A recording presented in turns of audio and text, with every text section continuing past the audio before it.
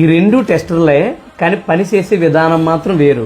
ఇది టపారీ టెస్టర్ నేను లోకల్లో కొన్నాను, ఇది ఎలక్ట్రానిక్ టెస్టర్ ఫ్లిప్కార్ట్లో కొన్నాను. ఇది 110-120 రూపీస్, కానీ పని చేసే విధానం వేరు. ఆ రెండు ఎలాగన్నది నేను మీకు చూపిస్తాను రండి.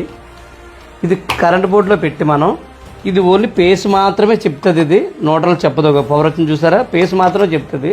కానీ ఈ టెస్టర్ చూడండి, ఒక రెడ్ కలర్ వెలుగుతుంది. రెడ్ కలర్ వెలిగితే పేసు చెప్తుంది, అలాగే గ్రీన్ కలర్ వెలుగుతుంది చూసారా, ఇది ఓన్లీ నోటర్ చెప్తుంది.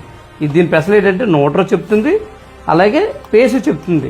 అలా కాకుండా మన దగ్గర వైర్లు ఉంటాయి కదా, చాలామంది వైర్లు కట్ అయిపోయి చాలా ఇబ్బంది పడుతుంటారు. ఇంకో చూసారా, వైర్లు కూడా పవర్ పాస్ అవుతుందో చెప్తుంది. దీని దగ్గర ఉపయోగం ఉంది.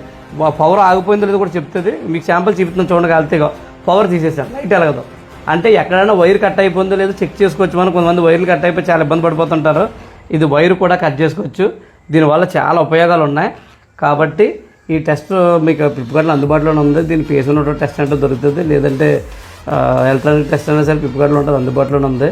ఈ వీడియో చాలా మందికి ఉపయోగపడే వీడియో, చాలా ఇంపార్టెంట్ వీడియో. ఈ వీడియోని షేర్ చేయండి, వీడియో అయితే లైక్ చేయండి. Please follow my channel.